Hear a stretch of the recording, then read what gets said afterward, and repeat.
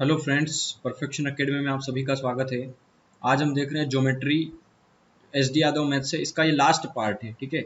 आज इसमें हम लगभग 91 से 100 तक मतलब 10 क्वेश्चंस कवर करेंगे। और इसी के साथ ये जो ज्योमेट्री का जो वृत्त जो चैप्टर है ज्योमेट्री के अंदर चैप्टर 26 ये समाप्त हो जाएगा। इसके बाद हम पढ़ने वाले हैं ट्राइंगल। तो चलिए, हाँ, SD यादव मैथ्स का आप पूरा सॉल्यूशन देख सकते हैं। इस वीडियो के डिस्क्रिप्शन में लिंक दिया है। अभी तक हमने लगभग 80% इस बुक को कंप्लीट कर दिया है, ठीक है। इसमें एलजेब्रा बचा है बस, और एलजेब्रा भी अभी हो जाएगा ख़त्म 1 महीने के अंदर अंदर, ठीक है। इसके साथ ट्रिग्नोमेट्री बचा है, तो ट्रिग्नोमेट्री और ये सारा कंप्लीट हो जाएगा 1 महीने के अंदर। तो इस डिस्क्रिप्शन में लिंक दिया है, आप उस पर क्लिक करके देख सकते हैं। इसी के साथ आप RS अग्रवाल का सोल्यूशन भी देख सकते हैं। चलिए क्वेश्चन नंबर 91 देखते हैं। 91 में क्या है, देखो 91 क्वेश्चन है। PQR 3 बिंदु हैं और जिनमें PQ बराबर 3 दिया है और QR बराबर 5 दिया है।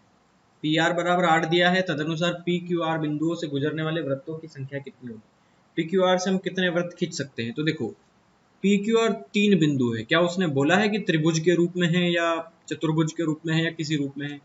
मैंने मान लिया कि P पॉइंट यहाँ है, Q पॉइंट यहाँ है और R पॉइंट यहाँ है। मैंने मान लिया, मेरी जैसी इच्छा हो वहां मान सकता हूँ। मैं यहाँ पे भी मान सकता हूँ Q को, यहाँ पे भी, ठीक है। उसने बोला नहीं है कि आप इसी तरीके से मानो, कैसे भी मानो। 3 बिंदु और PQ बराबर 3 है। PQ कितना है, 3 है। और QR बराबर 5 है। तो QR बराबर कितना है, 5। ये 5 दिया है, मतलब ये स्ट्रेट लाइन में ये सीधा है। PR बराबर 8 है। तो देखो P से लगा के R तक का ये 8 है, ठीक है। ये क्लियर हो गया। क्यों हो गया, क्योंकि ये 3 और ये 5, 5 और 3 हो गया ना 8। तो P से R तक टोटल दूरी कितनी हो गई, 8। अभी बोल रहा है P, Q और R से बिंदुओं से गुजरने वाले वृत्त की संख्या कितनी है। अब ऐसा वृत्त खींचो जो तीनों बिंदु आ जाए उस पे। तो मान लो मैंने ऐसे वृत्त बनाया एक, तो ये तो ऐसे बनेगा, इस Q बिंदु पे नहीं आएगा। मतलब कोई हम ऐसा ऐसा वृत्त बना सकते हैं क्या, ऐसा इस तरीके से। कोई ऐसा वृत्त तो पॉसिबल नहीं है ना, ये तो एक सरल रेखा है और सरल रेखा पे कोई भी वृत्त नहीं बन सकता। इसका मतलब यह है कि इसमें शून्य एक भी वृत्त हम 3 बिंदुओं से मिलकर नहीं बना सकते। अगर ये 2 बिंदु देता कि इन 2 बिंदुओं से गुजरने वाला वृत्त बनाओ, तो हम एक वृत्त बना सकते थे जो इनसे ऐसे इस प्रकार से गुजर सकता था, ठीक है। चाहे छोटा बनाते हम, कैसे भी बना सकते थे, लेकिन 3 बिंदुओं से पॉसिबल नहीं होता है, इसलिए 0। ये हो गया हमारा आंसर। चलिए क्वेश्चन नंबर 92 देखते हैं। ABC एक वृत्त पर 3 बिंदु है। A पर स्पर्श रेखा बढ़ी हुई BC को T पर मिलती है। देखो, एक सर्कल है, इसके अंदर ABC एक वृत्त पर 3 बिंदु है। मान लिया मैंने यहाँ पे A है, ठीक है, यहाँ पे B है और यहाँ पे कहीं बिंदु C है। और इसको मिला देता हूं मैं।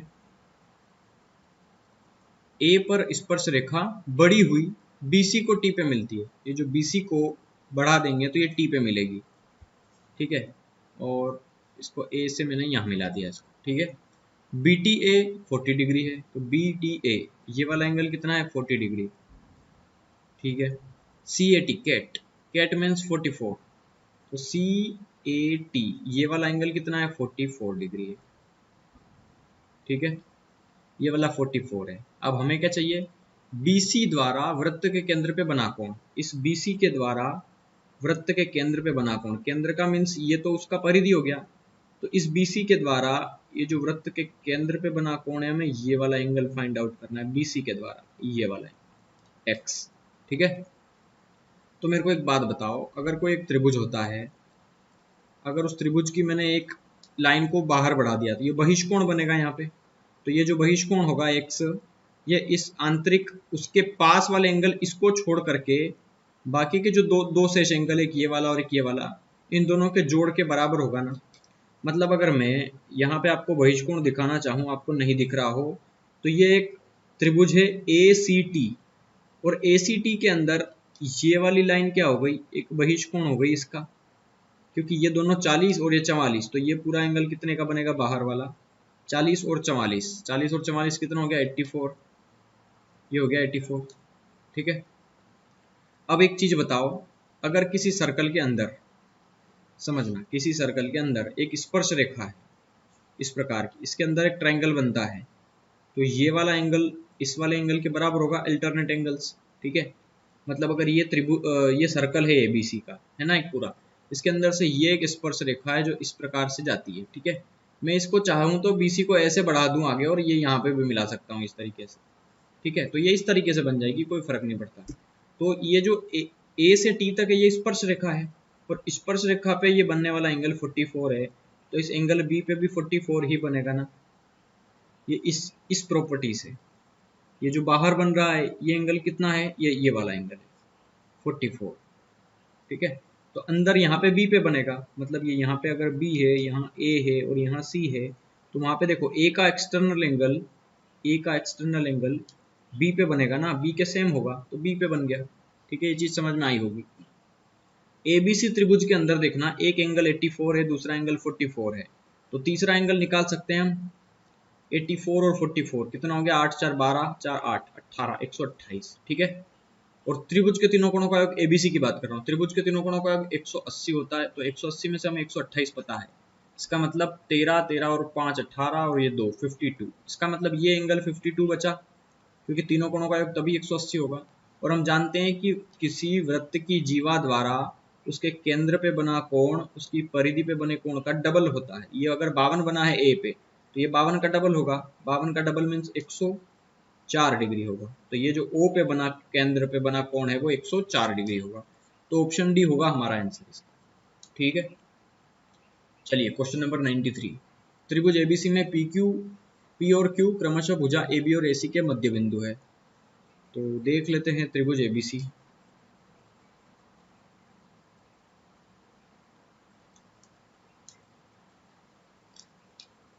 एबीसी पी और क्यू क्रमशः ए बी और ए सी के मध्य बिंदु है। तो ये ए बी और ये ए सी, पी और ये क्यू, ठीक है, ए बी तथा ए सी। देखो, और ये क्या बोल रहा है, आर एक बिंदु है खंड पी क्यू पर, इस पी क्यू पे कोई एक बिंदु है आर, यहाँ पे कोई बिंदु है आर, जरूरी नहीं है सेंटर में, कहीं भी है। P R equals to P R और आर क्यू, इस पी आर और आर क्यू का रेशियो कितना दिया है 1:2, तो ये 1 और ये 2 में दिया है, और पी आर बराबर 2 दिया है। तो बी सी बराबर क्या है, देखो एक प्रॉपर्टीज है जो अगले चैप्टर में बताऊंगा, लेकिन अब ये क्वेश्चन आ गया है यहाँ पे तो समझ लो। एक त्रिभुज है, अगर इसी ए बी सी है, ठीक है, इसी को समझा रहा हूं मैं, ध्यान से समझ लेना।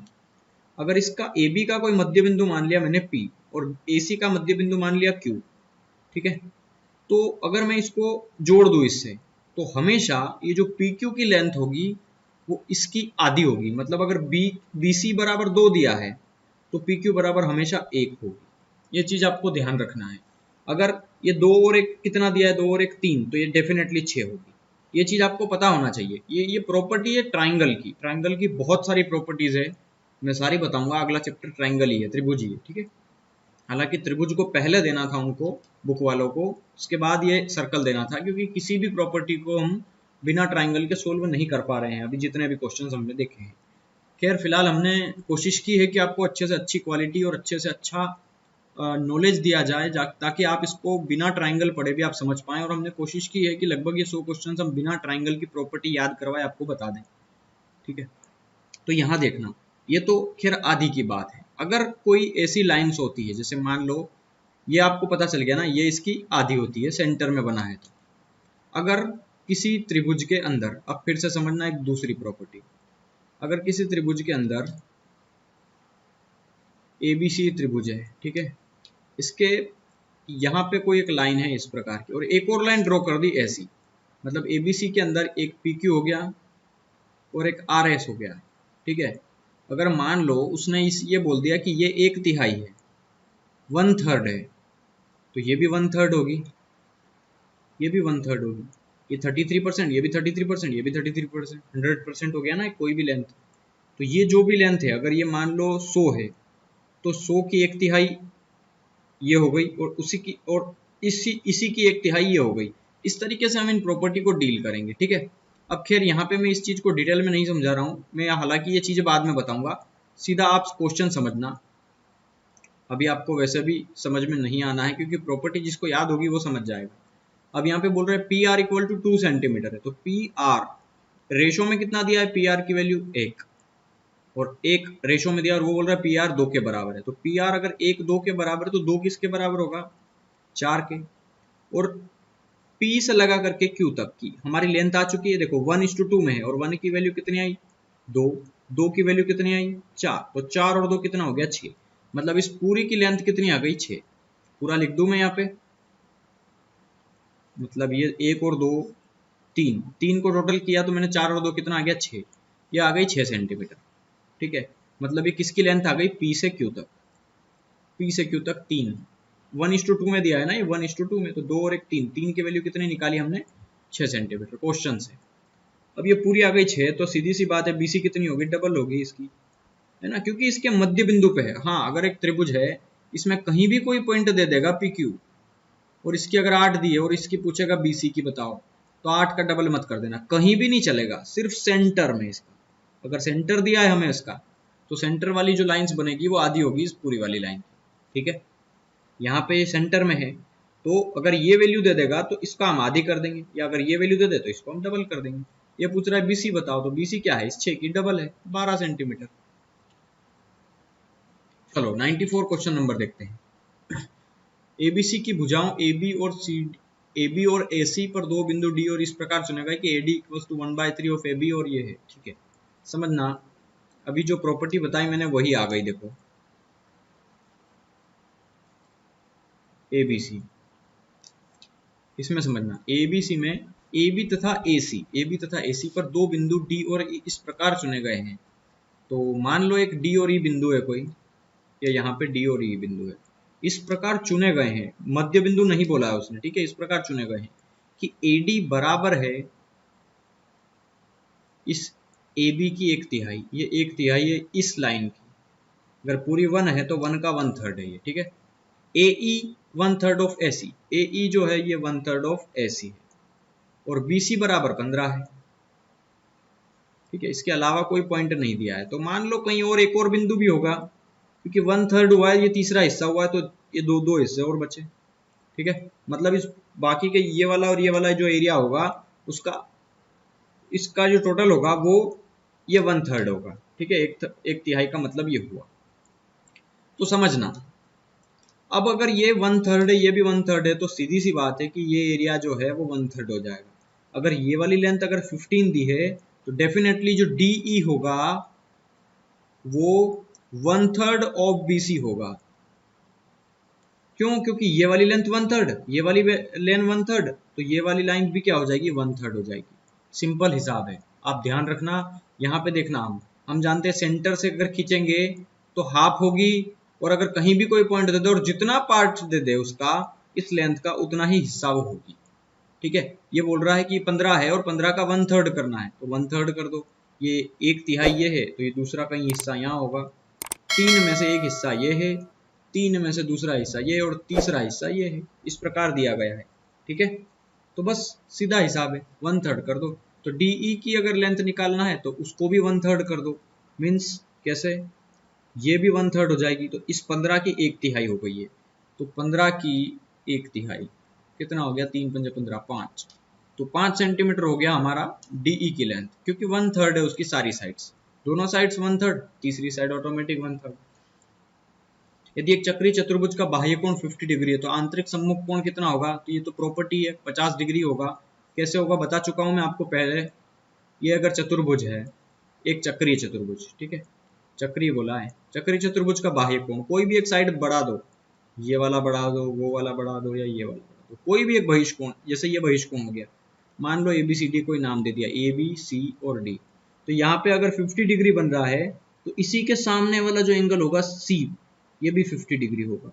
मान लो अगर इस प्रकार नहीं दिया है और ऐसे दिया है, समझना, ये वाला बहिष्कोण दिया है 70 डिग्री, तो बहिष्कोण मतलब जो बाहर बने, इस चतुर्भुज के बाहर बने, है ना।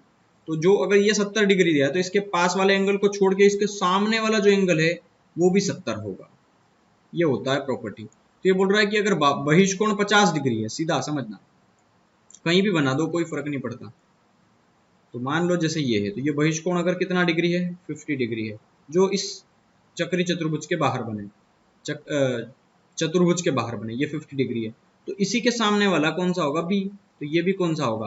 उसका आंतरिक अंदर वाला सम्मुख, सम्मुख मतलब सामने वाला, सामने कोण, तो अंदर का सामने वाला कोण कौन सा होगा, डी का, डी होगा, तो ये भी 50 डिग्री होगा। मतलब ये बराबर होता है, एक चीज ध्यान रखना, तो जितना बाह्य कोण होगा उतना ही उसका आंतरिक सम्मुख कोण होगा। ये प्रॉपर्टी है, ध्यान रखना है आपको। चलो 96 देखते हैं। एक समबाहु त्रिभुज एबीसी में, तो देख लो एक त्रिभुज बना देते हैं।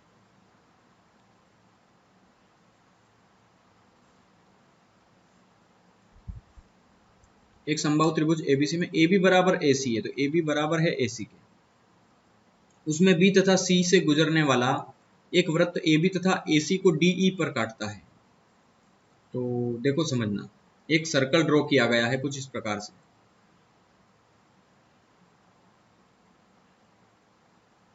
और ये बोल रहा है कि इसको यहाँ पे कट कर रहा है, इसको यहाँ पे कट कर रहा है, और इसको जब मिलाएंगे तो ये जो पॉइंट है वो कौन कौन से, डी और ई पे कट कर रहा है। ठीक है, तो ये बोल रहा है यहाँ पे दो चतुर्भुज बन रहे हैं, डी बी सी ई, डी बी सी ई, और चतुर्भुज की डी ई तथा बी सी, डी ई तथा बी सी किस प्रकार की होंगी, ये भुजाएं किस प्रकार की होगी। तो देखो मेरे को एक चीज बताओ, सीधा हिसाब है कि ये जो डी बी सी ई जो चतुर्भुज बन रहा है, ये वाला छोटा सा डी बी सी ई है ना, ये वाला इतना सा, ये इस सर्कल के अंदर बन रहा है। ठीक है, सर्कल के अंदर बन रहा है, तो इसके भी सम्मुख जो सम्मुख कोण है इनका योग जो है, मतलब सी एंगल डी और एंगल सी का योग 180 होगा।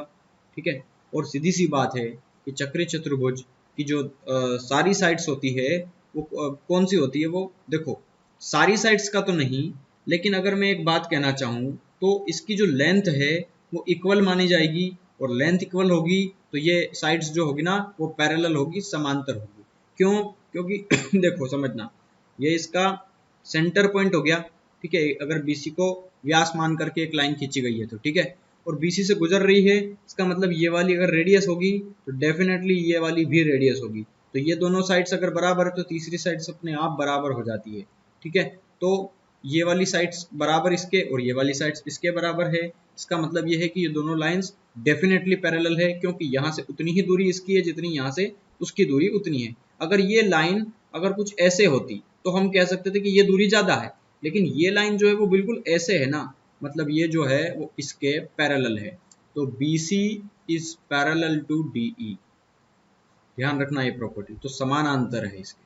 ठीक है, P केंद्र वाले एक वृत्त के व्यास AB के छोरों पर स्पर्श रेखाएं खींची गई है। यदि बिंदु C पर वृत्त की एक स्पर्श रेखा अन्य दो स्पर्श रेखाओं का Q तथा R पर प्रतिच्छेद करें तो एंगल QPR माप है। देखो समझना, ये जो बोलता जाए वो करते जाना है, क्योंकि हमारे सामने हर बार डायग्राम नहीं देगा। P केंद्र वाले एक वृत्त के व्यास AB के छोरों पर स्पर्श रेखाएं खींची गई। देखो समझना, एक सर्कल है जिसका केंद्र क्या है, P है, और AB व्यास AB के छोर पर, तो व्यास AB जिसका व्यास क्या है, AB है, ये A है ये B है, और इसके छोर, एक तो ये छोर हो गया और एक ये छोर हो गया। ठीक है, दो छोर हैं इसके, और छोर पर दो स्पर्श रेखाएं खींची गई है। स्पर्श रेखाएं मीन्स इस तरीके से इसको स्पर्श करती हुई बाहर से निकल जाती है ना। यदि बिंदु C पर वृत्त की एक स्पर्श रेखा अन्य दो स्पर्श रेखाओं का Q तथा R पर प्रतिच्छेद करें तो एंगल QPR कितना होगा। देखो थोड़ा सा ध्यान से समझना इसको, ये बोल रहा है कि यदि बिंदु C पर, कोई एक बिंदु C है, उस पर वृत्त की एक स्पर्श रेखा अन्य दो स्पर्श रेखाओं का Q तथा R पर प्रतिच्छेद करे। देखो दो स्पर्श रेखा तीसरी को कब प्रतिच्छेद करेगी, जब एक स्पर्श रेखा ऐसे है, एक ऐसे और एक उसको ऐसे कट कर जाए, तभी इसको स्पर्श करेगी। बिंदु C पर मान लो ये पॉइंट C है, यहाँ पे टच कर रही है इसको।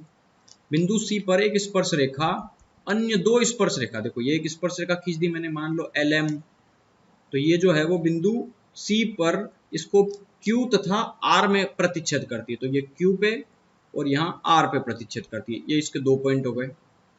ठीक है, तो एंगल QPR कितना है, QPR हमें ये वाला एंगल बताना है।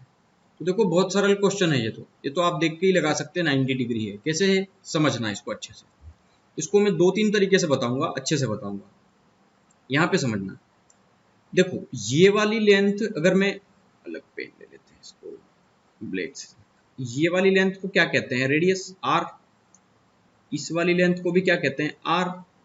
इस वाली लेंथ को भी क्या कहते हैं, आर। ठीक है, लेकिन इस वाली लेंथ को आर मत कह देना, क्योंकि ये वाली लेंथ जो है इस सर्कल के बाहर तक जा रही है। ठीक है, अब हाँ, जितनी दूरी ये है उतनी ही दूरी ये भी है ना, तो ये बराबर है इसके, क्योंकि ये भी रेडियस होगी, चाहे बाहर है लेकिन लेंथ तो बराबर है ना, तो जितनी रेडियस की लेंथ उतनी इसकी। अब इसकी जितनी लेंथ है उतनी ही इसकी भी लेंथ होगी, तो ये भी आर होगी। ये चीज पता चली आपको, बिल्कुल पता चल गई। मतलब यहाँ पे क्वाड्रिलेटरल बन रहा है चतुर्भुज, Q A P C. Q A P C देखना, जहां पे मैंने 4 रेडियस ड्रॉ करी है, क्यू ए पी सी। और जब सारी साइड देखो, ये भी लेंथ आर, ये भी लेंथ आर, ये भी लेंथ आर और ये भी लेंथ आर, सारी साइड बराबर हो उसे हम कहते हैं वर्ग, स्क्वायर। और हम जानते हैं वर्ग के प्रत्येक कोण 90 डिग्री के होते हैं। ये भी 90 का, ये भी 90 का, ये भी 90 का और ये भी 90 का। अब समझना, अगर मैंने Q से लगा करके P तक एक लाइन ड्रॉ करी, Q से P तक ये वाली, तो ये क्या काम कर रही है, एंगल बाइसेक्टर का। क्या काम कर रही है, एंगल बाइसेक्टर का कार्य कर रही है। ये वाली, ये एंगल बाइसेक्टर का कार्य कर रही है QP। ये जो QP से जो हमने लाइन ड्रॉ करी, इसका मतलब ये 90 डिग्री का एंगल था, तो इसको बराबर भागों में बांट दिया। ये 45, तो ये भी 45। ठीक है ना, ये 45 तो ये भी 45 हो गया। अब इसी प्रकार अगर मैं इसकी बात करूं, इसकी बात करूं, तो ये रेडियस है तो ये भी रेडियस होगी, और ये रेडियस है तो ये भी रेडियस होगी। सारी साइड बराबर हो गई, तो ये भी एक वर्ग बन गया। इसके भी सारे कोण 90 90 के। ठीक है, तो इसका मतलब ये है कि ये वाला पूरा एंगल भी 90 का होगा। और पूरा एंगल हमें नहीं चाहिए, हमें QPR चाहिए। तो ये 45 है तो ये भी 45, और ये भी 45 है तो ये भी 45। मतलब हमें सिर्फ इतना सा एंगल चाहिए, हमें इतना नहीं चाहिए पूरा। हमें सिर्फ ये इतना सा, ये 45 और इतना सा ये 45, मतलब 45 प्लस 45, ये हमें एंगल चाहिए पूरा, ये वाला। तो कितना आ गया, 45 और 45 90। ये आपको पता होना चाहिए, बेसिक सी चीजें हैं, आपको देखते ही आंसर आ जाएगी। और कब आएगी, जब आप बहुत अच्छी प्रैक्टिस करेंगे। चलिए 98 देखते हैं। त्रिभुज एबीसी में बीसी को डी तक बढ़ाया। तो मान लो एक त्रिभुज है एबीसी, एबीसी, इसको बीसी को डी तक बढ़ाया, इस बीसी को डी तक बढ़ा दिया। यहाँ पे एसीडी 112 है, एसीडी, ये वाला एंगल एसीडी 112 है। तो और एंगल बी जो है वो 3/4 है एंगल ए का, इस एंगल का 3/4 है। मतलब angle B equal to 3/4 angle A, और इस एंगल ए को उठा करके बटे में फेंक दो, तो एंगल ए आ गया बटे में। मतलब कितना आ गया, एंगल ए, एंगल बी और एंगल ए का रेशियो कितना आ गया, 3 और 4 में। तो इसको मान लो 3x, इसको मान लो 4x। एंगल बी कितना हो गया 3x, एंगल ए कितना हो गया 4x। ये चीज वैल्यू आ गई हमारे पास। हमें एंगल ए चाहिए। मेरे को एक चीज बताओ, किसी भी त्रिभुज की अगर एक साइड को बढ़ा दूंगा तो ये एक्सटर्नल एंगल होगा, बहिष्कोण, और ये बहिष्कोण जो होगा वो इसके पास वाले एंगल को छोड़ करके जो शेष 2 एंगल है उनके योग के बराबर होगा। अगर मान लो ये ए है ये बी है, तो x बराबर होगा angle A plus angle B, है ना। तो यहाँ 4x और ये 3x बराबर होगा इसके, मतलब 3x प्लस 4x 7x, तो 7x बराबर हो गया 112। तो ये कट जाएगा इससे, 7 एकम 7, 4 बचा 7 छंग 42। x बराबर कितना आ गया 16। हमें क्या चाहिए, एंगल ए। एंगल ए कितना दिया है 4x, तो 4x मतलब 4 इंटू एक्स कितना है 16, 16 चौके कितना होता है 64। तो 64 होगा हमारा आंसर यहाँ। ठीक है, चलिए क्वेश्चन नंबर 99 देखते हैं। असमान भुजाओं वाले चतुर्भुज एबीसीडी में, असमान भुजाओं का मतलब ये है कि कोई भी भुजा समान नहीं, एक ऐसा है, एक ऐसा है, एक ऐसे है, इसको बढ़ा दो यहाँ पे, और कुछ ऐसे, जैसा आपको ठीक लगे ऐसा बना सकते हो। एक एबीसीडी मान लिया, ये ए बी सी और ये डी। इसमें यदि विकर्ण एसी, ये जो एसी विकर्ण है, एसी विकर्ण बीडी समकोण पर प्रतिच्छेद करते हैं। ये जो एंगल है इसको यहाँ पे प्रतिच्छेद कहाँ पे करेंगे 90 पे, तो ये 90 पे, ये भी 90 पे, ये भी 90 पे और ये भी 90 पे, सारे 90 डिग्री पे प्रतिच्छेद करते हैं। तो ये प्रॉपर्टी है, ये क्वेश्चंस नहीं है, ध्यान रखना है हमेशा आपको। ये प्रॉपर्टी है, ये क्वेश्चंस नहीं है। और ये प्रॉपर्टी ये है कि आमने सामने की भुजाओं के स्क्वायर का योग हमेशा बराबर होता है। इसका मतलब ये कि ए बी का स्क्वायर प्लस सी डी का स्क्वायर बराबर होगा बी सी का स्क्वायर प्लस ए डी का स्क्वायर या डी ए का स्क्वायर। मतलब मैं लिख के बताऊं, यहाँ पे नीचे देखना ए बी का स्क्वायर प्लस उसी के सम्मुख ऊपर वाली साइड सी डी का स्क्वायर, आप जो नाम देंगे उसका स्क्वायर कर देना, कोई प्रॉब्लम नहीं है। ए बी का स्क्वायर प्लस सी डी का स्क्वायर हमेशा बराबर होगा डी ए के स्क्वायर इधर वाला प्लस सामने वाला इसका प्लस बी सी का स्क्वायर। ठीक है, तो ए बी का स्क्वायर प्लस सी डी का स्क्वायर बराबर बी सी का स्क्वायर प्लस डी ए का स्क्वायर। ऑप्शन बी होगा हमारा answer. This is a basic property. जब समान भुजाएं ना हो और असमान भुजाएं हो, और असमान भुजाएं भी डिपेंड करती है कि वो 90 डिग्री पर ही कट करती है तो, ठीक है, ये 90 डिग्री पर ही समकोण बनाती हो तो ही ये प्रॉपर्टी फॉलो होगी, वरना नहीं होगी। तो ये आपको ध्यान रखना है, एक अलग से कॉपी में नोट बना करके लिख लेना है दिस इज अ प्रॉपर्टी। और अगर आप चाहें इसका पूरा परफेक्ट इसको प्रूव कैसे किया गया है तो बुक में होगा, डेफिनेटली होगा, आप जरूर देख लेना, बुक में इसका आंसर आपको मिल जाएगा। ठीक है, तो चलिए आज का आखिरी क्वेश्चन देखते हैं, पूरा ज्योमेट्री का एस डी यादव मैथ से। सर्कल का चित्र में प्रदर्शित 10 सेंटीमीटर व्यास वाले तीन वृत्त एक रबर बैंड से जोड़ दिए जाते हैं। देखो कुछ इस प्रकार से जोड़े गए हैं, एक सर्कल है, ये दूसरा सर्कल है, ये तीसरा सर्कल है। ठीक है, इनको बैंड से किस प्रकार जोड़ा गया मैं बता देता हूं आपको। और ये बैंड जो है वो इस प्रकार का है।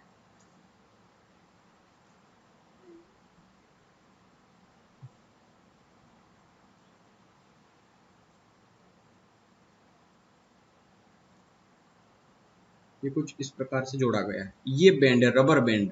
ठीक है, ये रबर बैंड है लाल वाला, है ना। अब ये बोल रहा है तीन वृत्त एक रबर बैंड से जोड़ दिए गए हैं, दिखाइए कि उस पूरे खींचे हुए रबर बैंड की लंबाई कितनी है। इस रबर बैंड की पूरी लंबाई कितनी है जो इसके चारों तरफ है। ठीक है, ये चारों तरफ लगा हुआ है कुछ इस प्रकार से, ऐसे पूरे सर्कल पे भी है। ठीक है, ये ऐसे इसको खींच करके बांध दिया गया ऐसा। तो इस रबर बैंड की लंबाई बताना है हमें, और हाँ इसकी व्यास दिया है 10 सेंटीमीटर। इस सर्कल का हमें व्यास दिया है, मतलब इस सर्कल के अंदर अगर हमें रेडियस कितनी हो गई इसकी 5 है ना। व्यास अगर 10 दिया है तो त्रिज्या कितनी हो गई 5, तो ये रेडियस भी कितनी होगी 5, इसकी रेडियस भी कितनी हो गई ये 5, ये वाली रेडियस भी कितनी हो गई 5, और इस सेंटर की भी देखना ये भी 5, तो ये भी कितनी हो गई 5। ये चीज आपको समझ में आ गई होगी आई थिंक। ठीक है, अब देखना इसके अंदर मैं 3 पॉइंट ड्रॉ करूंगा, इसको गौर से समझना। हमें चाहिए क्या, इस रबर बैंड की लंबाई, इसकी पूरी लंबाई चाहिए ना। तो इसके अंदर मेरे को एक बात बताओ, ये 5 और ये 5, तो ये टोटल कितना हो गया 10 यहाँ से यहाँ तक का। अगर मैं इसका पॉइंट नाम दे दूँ ये ABC है, समझना ये ABC है ना। इसी के सम्मुख मैं कोई एक पॉइंट यहाँ पे मान लेता हूँ, ये P, ये Q, और यहीं पे देखना ये पॉइंट अगर मैं मान लूँ R, और यहाँ पे कोई पॉइंट मान लूँ मैं S इसका। ठीक है, मतलब कहीं पे यहाँ पे, ठीक है RS, और यहाँ पे कोई पॉइंट अगर मान लिया जाए, अगर मैं इसको समझाना चाहूँ तो इस प्रकार से, ठीक है PQRS, तो ये T हो गया और ये हो गया U, है ना। इसको पॉइंट को यहाँ पे मत मानो, इसको यहाँ पे मानो। ठीक है, इस प्रकार से, है ना। तो यहाँ पे एक चीज ध्यान रखना कि जो A से लगा करके B तक की दूरी है ना, ये अंदर अंदर इतनी सी, ये इस UT के बराबर है ना। जैसे ये BC की लेंथ है वो इस PQ के बराबर है, इतनी ही लेंथ का मैंने एक ये पट्टा मान लिया है जो कि इसके बाहर तक एक्सटर्नली जुड़ा हुआ है, कुछ इस प्रकार का। ये इसी के बराबर, BC के बराबर, ये PQ। इसी प्रकार CA का जो पट्टा है वो SR के बराबर है। ठीक है, इसका मतलब अगर BC की बात करूंगी तो B और C तक की दूरी 5 ये और 5 ये 10, तो ये दूरी कितनी हो गई 10। एज इट इज अगर ये 5 और ये 5 10 है तो इसी के बराबर का ये पट्टा है, तो 5 और 5 ये कितना हो गया 10। इसी प्रकार इधर भी बात करूंगा तो ये भी 10 होगा, सब समान है ये, है ना। एक तरफ से देखो ये भी 10 है, ये भी 10 है और ये भी 10 है। क्यों 10 है, क्योंकि इसके सेंटर से इसके सेंटर तक की जो दूरी है ये रेडियस है 5 और ये भी रेडियस है 5, तो ये 5 और 5 टोटल कितनी हो गई 10, तो ये भी तो 10 है, ये वाली भी 10 है यहाँ से इस सेंटर तक की, और इसका ये जो सेंटर यहाँ तक आ रहा है तो ये वाली दूरी, ठीक है। मतलब ये पट्टा इधर 10 का है, इधर भी 10 का, इधर भी 10 का, तीनों साइड 10 10 10। ये तीनों साइड के पट्टे आ गए, 1 2 और एक के नीचे 3, मतलब 10 20 30। ये पट्टे की लंबाई सिर्फ कहां तक की, इस चाप को छोड़ करके। कौन सा वाला चाप समझना, ये इतना सा ये चाप छोड़ दें अगर हम यहाँ पे, इतना सा चाप अगर हम यहाँ पे छोड़ दें और इतना सा चाप अगर हम यहाँ पे छोड़ दें, तो इस पट्टे की लंबाई कितनी हो गई 30 प्लस। अब हमें उस चाप की लंबाई निकालना है, एक इस वाली चाप की, एक इस वाले चाप की और एक इस वाले चाप की। देखो मैं एक एक चीजें समझा रहा हूँ आपको, जब आप खुद करेंगे ना तो स्पीड बढ़ेगी आपकी। अभी समझना है इसकी, देखना। अब इस चाप की निकालना है। अब इस चाप, देखो चाप निकालने का कंसेप्ट क्या है आप जानते हैं, चाप बराबर क्या होता है, परिधि। परिधि का जितना हिस्सा है इतना डिवाइड कर दो उससे। मतलब जो अगर हम चाप निकालना चाहेंगे उसकी, तो चाप, ये चाप ना तो एंगल दिया है तो हम क्या कर सकते हैं, चाप बराबर जितनी भी उसकी परिधि होगी उसका हमें कितनी बार कितना हिस्सा निकालना, एक ये वाला, दूसरा ये वाला, तीसरा ये वाला। मतलब परिधि के टोटल 3 हिस्से चाहिए हमें, जितनी भी परिधि हो उसको 3 हिस्से चाहिए, ठीक है। और कितनी बार चाहिए, 3 बार चाहिए। एक बार यहाँ पे, एक बार यहाँ पे और एक बार यहाँ पे, 1/3 है ये, ठीक है। अब समझना, परिधि का हमें तीसरा हिस्सा चाहिए, तो देखना 30, तो ये लेंथ हो गई इसकी, ये वाली और एक ये वाली। अब इसके लिए निकाल रहा हूं मैं ऊपर वाले के लिए, सबसे पहले ऊपर वाले की। ऊपर वाले के लिए उसकी जो 2πr है, देखो परिधि बटा 3 है ना, तो परिधि क्या होती है 2πr/3। एज इट इज इसके लिए भी होगी 2πr/3। इसके लिए परिधि कितनी होती है 2πr, और बटे में कितना करना है उसको 1/3, ये 1/3 करना है इसको, ठीक है। तो देखना 30 प्लस 2r, त्रिज्या का डबल, तो त्रिज्या कितनी है 5, 5 का डबल 5 दूना 10, तो 10π/3। As it is same number है ना, देखो 2πr/3 2πr/3 2πr/3, तो ये भी हो जाएगा 10π/3 प्लस 10π/3। तो ये देखो 13 प्लस 10π/3 10π/3 10π/3, टोटल 10 और 10 20 और 10 30, 30π/3, ठीक है। और 3 से 10 30 कटेगा 10 बार, तो 13 plus 10π। This is our answer, option B, ठीक है। तो चलिए धन्यवाद, आज इतना ही इस वीडियो में। मिलते हैं नेक्स्ट वीडियो ट्राइंगल पे बेस्ड। ट्राइंगल जो है वो पूरा ज्योमेट्री का कंसेप्ट है। हमने जो त्रिभुज पढ़ा वो अलग था, वो एरिया का त्रिभुज था, एरिया के अंदर आने वाला त्रिभुज मेंसुरेशन का। उसके अंदर हमने क्षेत्रफल पढ़ा, उसका हमने उसका परिमाप पढ़ा, ठीक है। उसकी हमने साइड पढ़ी, उसका विकर्ण पढ़ा, हमने सारी चीजें पढ़ी, उसकी ऊंचाई पढ़ी, हमने सारी चीजें उसके अंदर हमने पढ़ी। इसके 6 फार्मूले 5 फार्मूले होते हैं, मैंने सारे लगभग आपको बताए हैं, किसी भी त्रिभुज का क्षेत्रफल कैसे निकालते हैं। लेकिन हम यहाँ पे एक भी चीज ये नहीं पढ़ेंगे, यहाँ पे हम इसका पढ़ेंगे ज्योमेट्रिकल कंसेप्ट, ज्यामिति के अंदर इसका क्या क्या रूल है, क्या क्या उपयोग हो सकता है इस त्रिभुज का, ठीक है। तो मैं एक चीज बता दूं, ज्योमेट्री जो है वो पूरी त्रिभुज पे आधारित होती है। अगर आपको त्रिभुज नहीं आता तो ज्योमेट्री आप नहीं पढ़ सकते। जितनी प्रॉपर्टी मैंने बताई है ना, वो हम सारी रिवाइज करेंगे इस त्रिभुज के अंदर। तो पहले 1 या 2 वीडियोस में शायद मैं पूरी इसकी प्रॉपर्टी समझाऊंगा, इसके बाद ही इसके क्वेश्चंस को लूंगा। तो सबसे पहले प्रॉपर्टी नंबर 1 देखना, चाहे क्वेश्चंस न भी देखोगे तो चल जाएगा, लेकिन प्रॉपर्टी जरूर देखना, ठीक है। और अगर हो सके टाइम मिल जाए तो इस प्रॉपर्टी के बाद इसी बुक के क्वेश्चंस भी हमारे साथ साथ लगाते रहना, ताकि आप बहुत अच्छे से इसको सीख पाएंगे, ठीक है। तो for more videos please subscribe our channel Perfection Academy. आप और अच्छे से वीडियो देखने के लिए, इस पूरी बुक का सोल्यूशन देखने के लिए आप हमारे चैनल को जरूर सब्सक्राइब कर दें और अपने दोस्तों के साथ इसको जरूर शेयर कर सकते हैं। तो चलिए आज के लिए इतना ही, thank you and have a nice day.